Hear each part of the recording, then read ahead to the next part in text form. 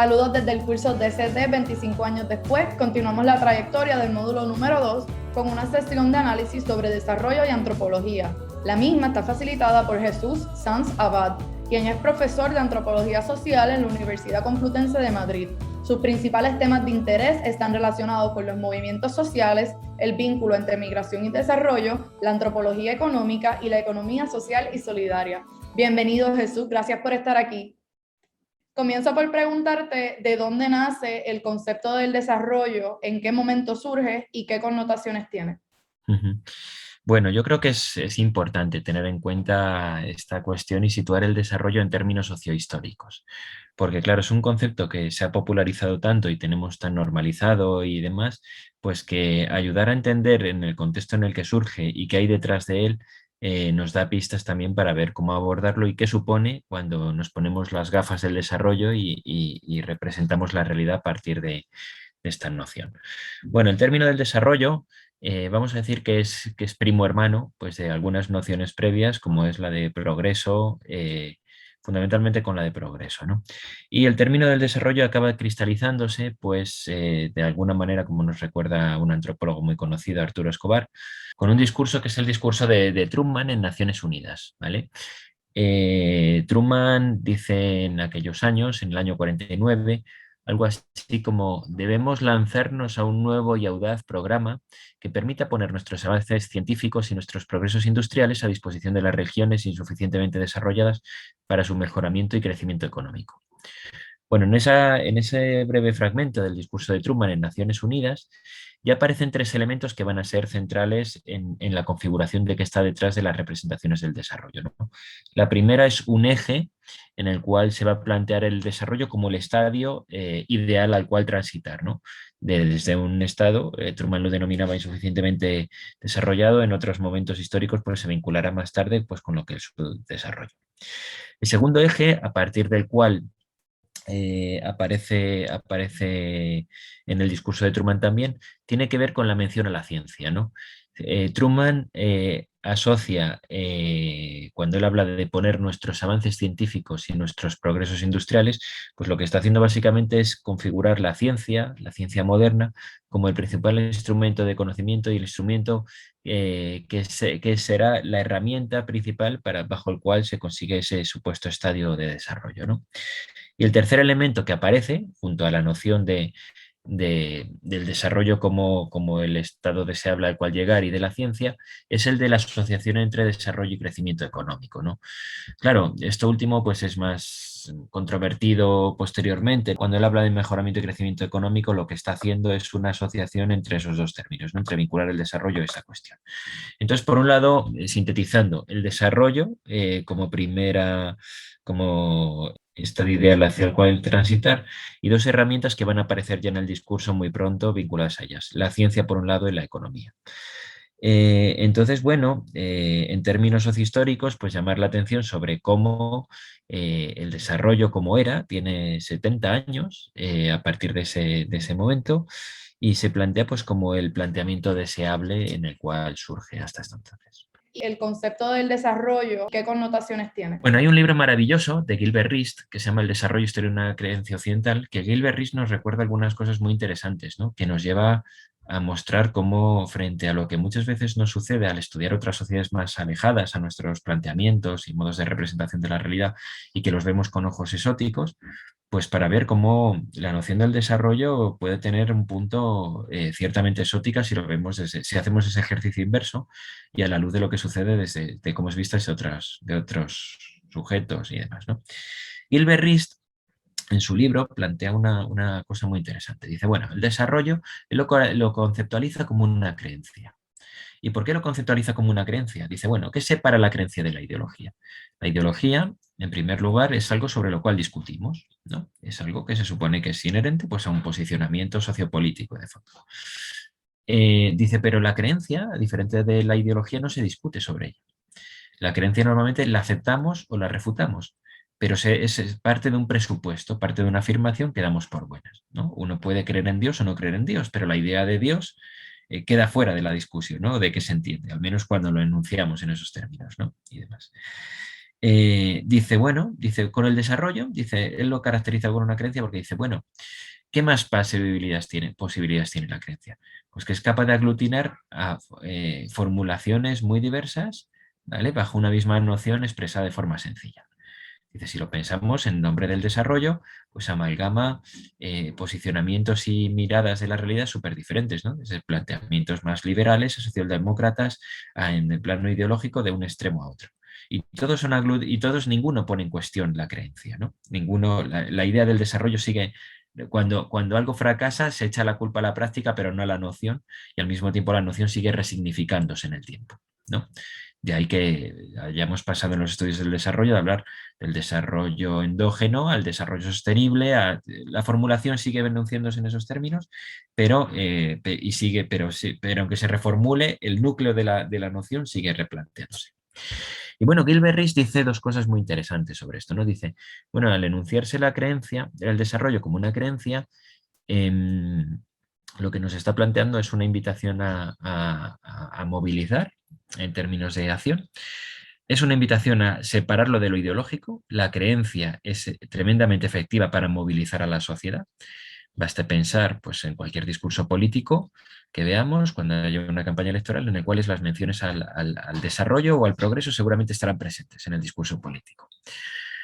La creencia, además, tiene unos rasgos, ¿no? Pues que nos invita a actuar, y la creencia tiene que estar continuamente revitalizada y resignificada.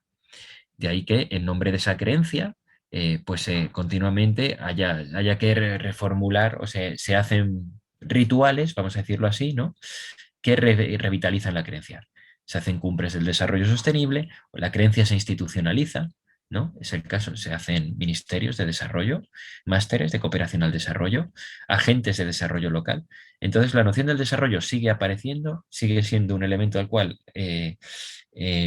agarrarnos, pero y sin ser cuestionado.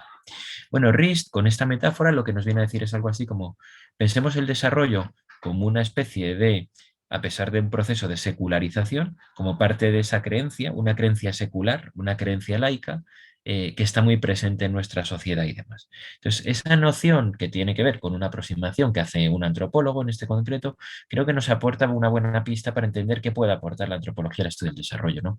Que es una cierta distancia de extrañamiento, ¿no? Que es un verbo que a los antropólogos nos gusta mucho, de marcar cierta distancia de la realidad y de ver, bueno, como nociones que nosotros tenemos quizá muy interiorizados por ser socializados en un determinado contexto, cuando las vemos con cierta distancia, pues nos ayudan a entender pues, que igual que a nuestros ojos otros mitos, otras creencias que están en otros lugares nos parecen como ciertamente, cuando las pasamos por una cierta hermenéutica de la sospecha, que siempre es sana, pues las vemos con cierta distancia y nos permite interpretarlas y comprenderlas, pues hacer un ejercicio similar a una noción que tenemos tan interiorizada como es la de desarrollo. Entonces, ¿dirías que el desarrollo es un concepto etnocéntrico? Bueno, claro, si acudimos a esa mirada que proponía de ver el desarrollo en términos sociohistóricos, lo que nos encontramos es que habría otro elemento, ¿no? Posteriormente que aparece, que es que bueno, lo que se plantea como ese estadio ideal al cual llegar a transitar era aquel en el cual se había planteado que habían surgido pues, las naciones europeas desde el siglo XIX y XX en adelante. Y ese estadio y ese modelo es el que progresivamente, ¿no? Pues con las teorías de la modernización y demás se va a poner, es sobre las cuales tienen que transitar en otros lugares supuestamente para llegar. Claro, esa mirada supone asumir algunas cuestiones que están ya de partida en el desarrollo que se van a transitar, ¿no? Y es, como comentaba antes, el pensar pues, que la ciencia y la economía juegan un papel central. Y bueno, centrándonos en la cuestión del etnocentrismo, explicando para aquellos pues, que no lo estén familiarizados, ¿no? El etnocentrismo se refiere a algo así pues, como a el interpretar la vida a partir de los modelos socioculturales con los cuales propios y asumirlos y proyectarlos hacia otro tipo de realidades. Bueno, lo que nos encontramos es que el desarrollo, en expresión de Bruno Latour, ¿vale? Es una suerte de universalismo particular. ¿Qué quiere decir esto de universalismo particular? El tratamiento que se le va a dar va a ser como de una noción hacia la cual deben transitar en otros contextos sin ser necesariamente compartida en otros lugares ni ser propia de esa referencia. El desarrollo es una noción que está vinculada mucho a la concepción de la realidad que emerge de la modernidad, que cristaliza en Europa desde el siglo XVII-XVIII, y ahí la mención de Truman nos lo muestra, ¿no? Esa fe en la ciencia que aparece, se vincula mucho con la modernidad, y esa idea de la economía, y es más, una noción que va a aparecer en el pensamiento económico a partir de los fisiócratas de los siglos XVII y XVIII y que vamos a asumir como propia, que es la del crecimiento como el estadio deseable de lo económico, como el fin último de la economía, pues se van a incorporar en la noción de desarrollo. Pero no es que no solo es que se vayan a incorporar en la noción de desarrollo, sino que al pensarse esa noción en términos universalistas, se va a proyectar a otros contextos ajenos a esa experiencia sociohistórica que se había dado en Europa previamente, pues como el estadio deseable hacia el cual transitar. Y por esa misma línea, ¿qué dirías que aportara la antropología como disciplina al estudio del desarrollo? En primer lugar, la antropología pues es la disciplina que se dedica pues, al estudio de la enorme variabilidad del ser humano, ¿no? A lo largo de la historia y a lo largo pues, de los diferentes contextos socioculturales. Y la antropología, como disciplina que pone en primer plano la cultura y que se centra en esa enorme variabilidad, lo primero que hace es recordarnos que existen otro conjunto de cosmovisiones a la hora de las cuales las sociedades piensan la realidad y que van mucho más allá, ¿no? Pues de ese prisma en el cual se ha pensado en Occidente y en el cual el desarrollo pues es una noción central, ¿no? O mejor dicho, en torno al cual la modernidad ha jugado un papel central, ¿no? Pues con sus principales rasgos, la ciencia como principal instrumento de validación del conocimiento, del pensar la economía como una esfera separada del ser humano y asociada a lo que pensamos normalmente, o su estudio a lo que se asocia al ámbito del mercado, el pensar la naturaleza como algo externo al ser humano, que esto llama la atención, ¿no? Cuando uno empieza a estudiar lo que sucede en otras sociedades y se da cuenta como el pensar la naturaleza como algo absolutamente externo y que forma parte de toda una evolución histórica en la cual pues, al ser humano se le ponía en el centro, ¿no? A partir de ese antropocentrismo y la naturaleza que agruparía a todo ese conjunto de seres vivientes y no vivientes que son los humanos, se los piensa como algo disociado de ese ser humano, pues aparecen otras nociones, ¿no? En el marco de estudio de la antropología que nos muestran que existen muchos más prismas y mucha más diversidad a la hora de pensar la realidad.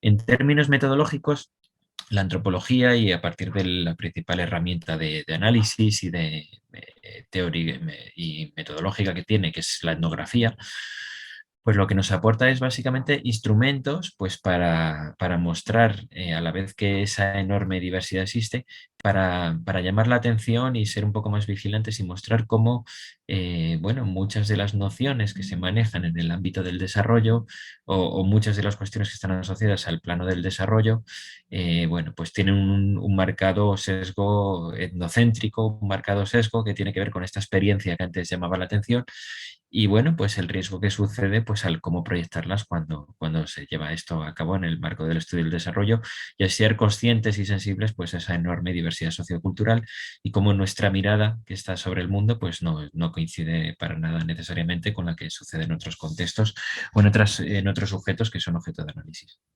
Pero en ese sentido, ¿cuáles dirías que han sido las principales líneas de trabajo en las que la antropología se ha centrado en el estudio del desarrollo?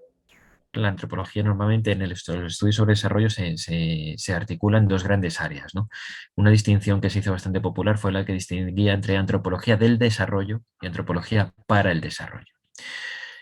Por antropología del desarrollo, normalmente se consideraba el marco de estudios que situaba el desarrollo como objeto de estudio propiamente. El desarrollo como una noción heredada de la modernidad y analizaba qué repercusiones y qué consecuencias tenía el desarrollo como noción a la hora de pensar la realidad, ¿no? Es decir, situaba el desarrollo bajo esta lógica de extrañamiento que antes aludía, ¿no? Y que estaba ahí presente. El otro área de estudios que también se va a desarrollar es más de tipo aplicado, ¿no? Y es la antropología para el desarrollo. La antropología para el desarrollo, donde se va a centrar sobre todo en sus trabajos, va a ser pues, en intentar ver cómo las herramientas teórico-analíticas que nos aporta la antropología, entre ellas la etnografía, pues se podía aplicar a la industria del desarrollo, a todos los ámbitos de institucionalización del desarrollo, pues como formas pues para incorporar elementos que tienen que ver con la sensibilidad sociocultural, ¿no?, de ese contexto de objeto de intervención, recuperar elementos que nos ayudaban a tener en cuenta estos factores más socioculturales del contexto de intervención y cómo aportaba herramientas de comprensión pues, para llevar a propuestas de intervención que, siendo sensibles al entorno, ¿no?, pues puedan ser pues, más eficaces y útiles, ¿no? Eh, no sé, por situar algún trabajo en esa línea, pues hay una tesis doctoral que está publicada en los libros de La Catarata, que se llama La comedia del desarrollo. Esta tesis, pues lo que hacía era analizar un proyecto de intervención del desarrollo, ¿no?, que había hecho la cooperación española, y lo que hizo fue analizar 10 años después qué había quedado de ese proyecto inicial que se había realizado.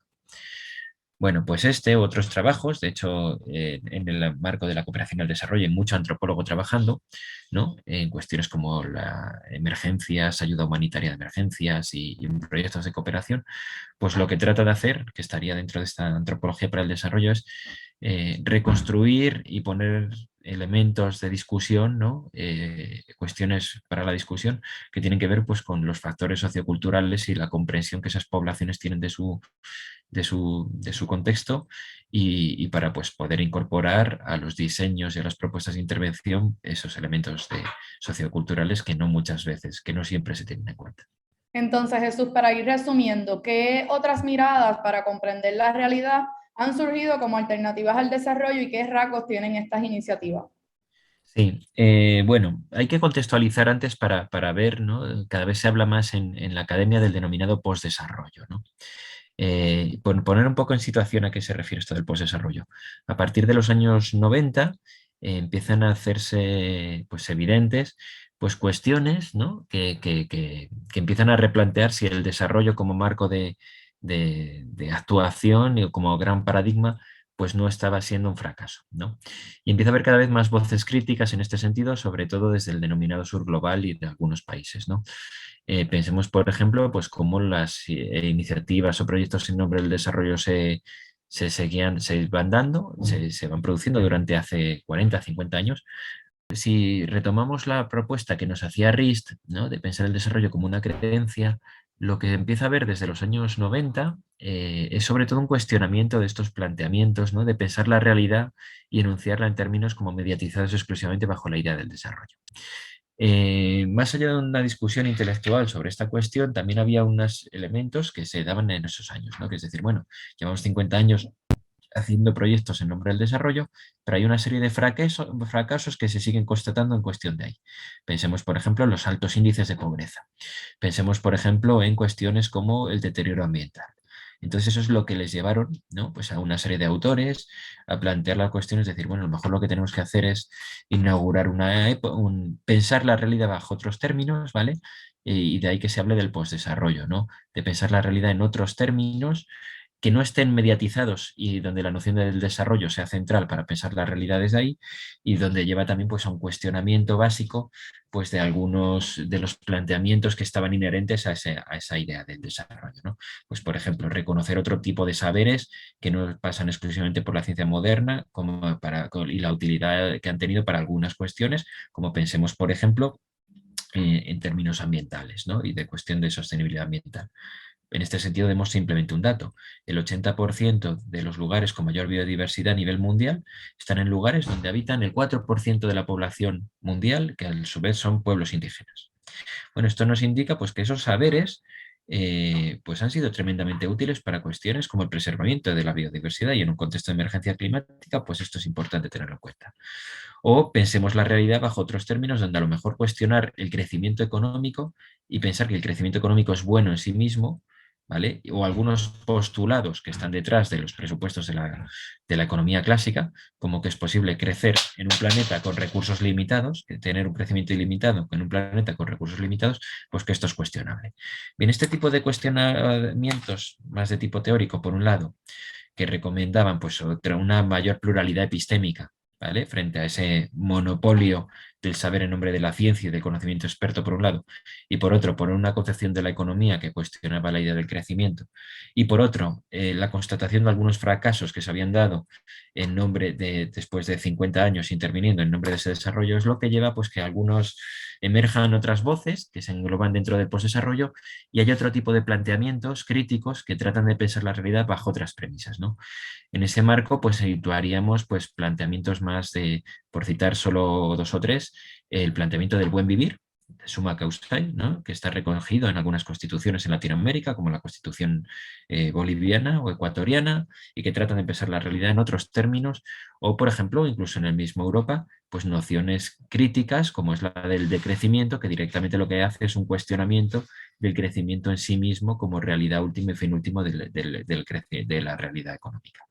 Hay otras, en otros contextos, la noción de Swadeshi, por ejemplo, en la India, la noción de Ubuntu en África, y otras nociones que se han emparentado y se las ha querido ver como parte de expresiones que tienen que ver con este marco del postdesarrollo. Y si vemos estas nociones, también tienen algunas cuestiones en común, que es que no tratan de hacer una teoría mundial, o sea, una teoría de índole general, vamos a decirlo así, una teoría social de índole general de aplicabilidad universal, como se aspiraba en buena parte de las nociones que se heredaban de la modernidad, entre otras la del desarrollo, sino que tratan de situarse en el centro de toda una cosmovisión implícita, ¿no? Que está en la base de cómo se piensa la realidad, como sería el caso del summa causa y el buen vivir, ¿no? Que parte de la cosmovisión indígena y que trata de plantear un ideal de vida buena, en armonía con la naturaleza y con otros seres, y alejada de cómo está normalmente pues, permeado por el marco del desarrollo. Mil gracias, Jesús. Ha sido un verdadero honor poder dialogar contigo hoy. Agradecemos tu insumo sobre desarrollo y antropología y también te damos las gracias por ayudarnos a entender hacia dónde podemos o debemos caminar de manera solidaria. Vale, muchas gracias. Hasta luego.